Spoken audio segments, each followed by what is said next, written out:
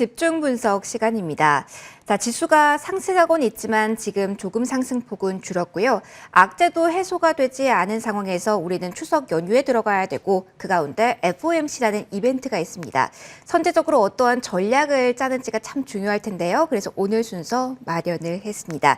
자, 오늘은요. 이베스트 투자증권 투자전략팀 정다운 책임연구원과 함께 이 전략에 대한 이야기 해보도록 하죠. 연구원님 어서 오십시오. 네, 안녕하십니까. 안녕하세요. 자, 다음 주부터 추석 연휴라 잠깐의 쉼이 반갑긴 한데 또 투자하신 입장에서는 좀 이 공백이 또 무섭지 않겠습니까? 자, FOMC에 대한 대비책 우리가 좀 해볼 수 있는 게 고용 쪽, 물가 이렇게 두 가지인데 최근에 나온 게 물가니까 이쪽 상황 맞습니다. 어떤지 먼저 연구원님 짚어주실까요? 네, 어젯밤에 미국 8월 CPI가 발표가 됐는데요. 뭐 잘 아시겠지만은 어제 CPI 같은 경우에는 전년 동기 대비 5.3% 증가를 했고요. 전월 대비로는 0.3% 증가를 하면서 지난달 대비 상승폭이 줄어드는 모습을 보여서 일단은 헤드라인 넘버에서는 안도하는 모습을 보였습니다. 그게 전반적인 시장에 대한 얘기인데 일각에서는 이 부분에 대해서 약간은 우려하는 부분도 있어요.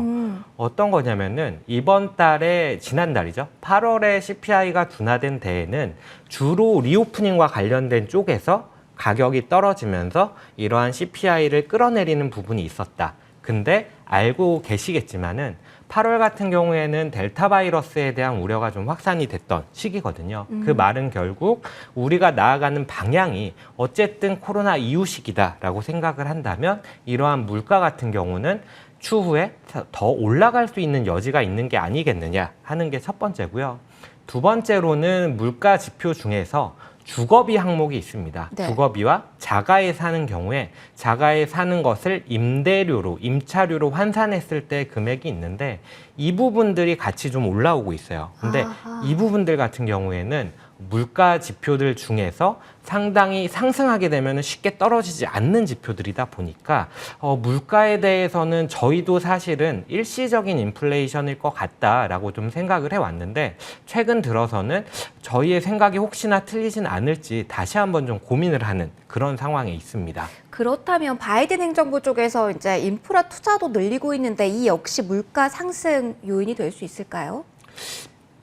바이든 쪽에서 인프라 딜을 추진을 하겠다라고 얘기를 하는데 그 재원을 어떻게 조달하느냐에 따라서 물가는 더 올라갈 수도 있겠죠. 왜냐하면은 시중에 있는 돈을 끌어다가 그 돈을 다른 방향으로 쓴다고 한다면은 유동성 측면에서는 크게는 변화가 없겠지만 만약에 뭐 다른 부채를 발행을 해서 인프라 딜을 하겠다라고 한다면 당연히 통화량은 늘어나게 되고 당연히 그러면 물가도 더 가파르게 올라갈 수 있는 환경이 된다라는 건데 이 때문인지 바이든 역시도 추가적인 부채를 끌어안는 방법보다는 세금이라든지 아니면은 또 다른 어떤 재원을 마련하는 방식을 통해서 인프라 딜을 추진하겠다라고 얘기를 하는 건데 사실 그 부분에 대해서 좀 우려스러운 부분이 좀 저희는 있습니다. 어떤 거냐면은 뭐 쭉 이어서 말씀을 드려도 될까요? 네네네, 괜찮습니다. 네. 증세라고 하면은 사실 다 아실 것 같은데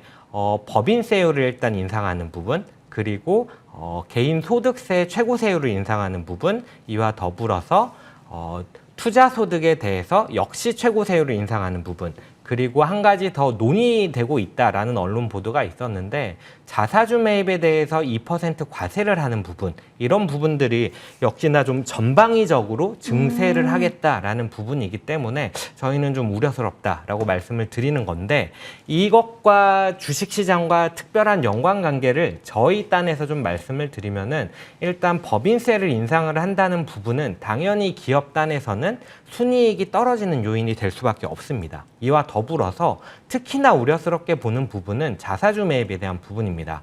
물론 아직 2%에 대한 부분이고 확정되지 않았다라는 측면에서는 뭐라고 말씀드리기 단언하기는 좀 어렵지만 네. 만약에 현실화되었다. 그리고 그로 인해서 기업들이 자사주 매입을 줄인다라고 했을 때에는 그 파급력이 상당할 수 있다. 이렇게 평가를 하고 있는데 그 이유는 두 가지입니다. 첫 번째로는 자사주 매입은 미국 기업들의 강점이라고 할 수 있는 주주 환원의 상당히 큰 폭을 차지를 하는 네. 부분인데 이 부분을 줄인다는 것은 결국 미국이 그만큼 높은 멀티플을 받을 수 있었던 여건이 약간은 약화되는 부분이 있다라는 게 첫 번째고요.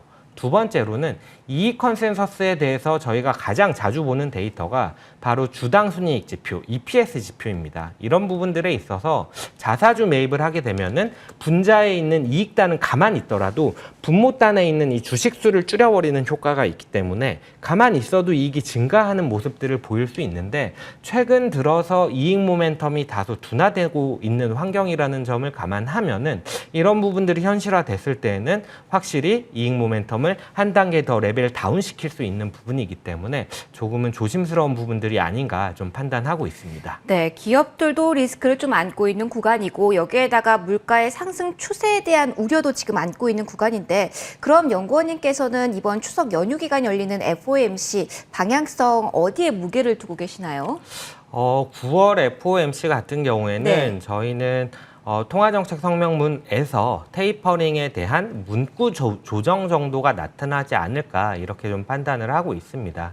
일단 파월 의장이라든지 연준이라든지 연내 테이퍼링 시행을 좀 얘기를 한 상황이기 때문에 그러려면은 파월 의장이 얘기했던 사전에 충분한 커뮤니케이션 두세 달 정도를 얘기하는 것 같은데 그러면은 9월 정도에는 어찌 되었든 테이퍼링에 대한 여지를 줘야 되는 부분이고 그렇다고 한다면은 직접적으로 언급하고 발표하기에는 또 8월 고용지표가 약간은 부진했던 부분이 있다 네. 보니까 그러면은 9월 고용지표까지 확인을 한 뒤에 아무래도 11월 FOMC에서 통화정책의 테이퍼링의 정책에 대해서 좀 발표할 가능성이 높지 않겠느냐 이렇게 보고 있습니다. 다만 여기서 유의해야 될 부분이 한 가지 있는데 일반적으로 봤을 때 테이퍼링에 대한 발표를 하고 한 달 정도 뒤에 테이퍼링을 시행을 하게 됩니다. 근데 11월 FOMC 같은 경우에는 2일에서 3일, 매우 월 초에 예정이 되어 있는 FOMC다 보니까 발표를 하고 11월 말 내지는 12월부터 바로 시행할 수 있다라는 점에서 조금은 경각심을 가져가야 되지 않겠느냐 이렇게 좀 말씀을 드리고 있습니다. 네, 그래도 뭐 큰 틀에서는 시장이 예상하는 그 시간표에 따라서 갈 거라서 뭔가 미국 시장이 크게 흔들리거나 출렁거려서 그 다음에 대한 우려를 크게 가지지는 않아도 된다. 이렇게는 볼 수 있을까요?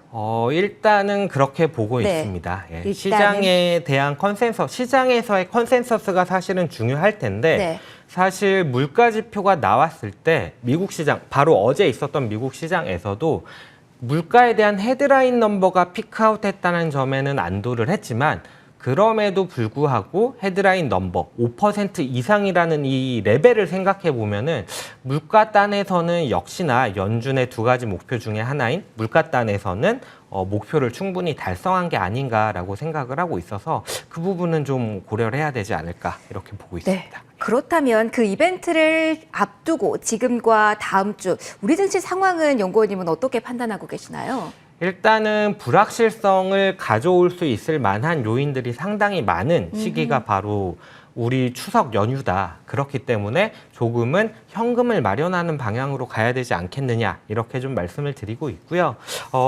불확실성을 가져올 만한 이슈가 무엇이냐라고 했을 때 말씀을 꾸준히 드려오고 있다시피 9월 21일에서 22일에 FOMC가 예정이 되어 있고요. 26일에는 독일 총선, 그리고 27일에는 하원에서 인프라 법안을 통과시키겠다라고 말을 했던 시기고요.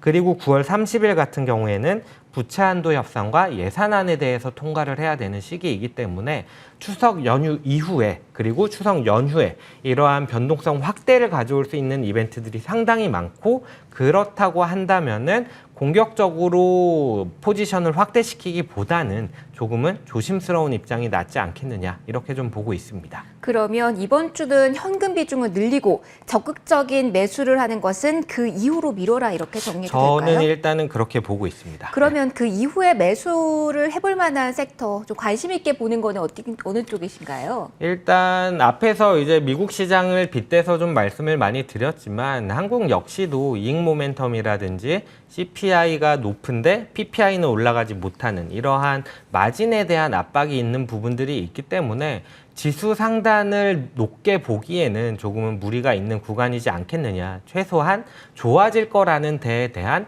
검증을 해나가는 과정이다. 지금 시점이. 그렇기 때문에 지수 상단을 열기보다는 개별 종목 내지는 중소형주 같은 지수와는 그래도 상대적으로 좀 무관한 흐름을 가져갈 수 있는 쪽을 보자라고 말씀을 드리고요.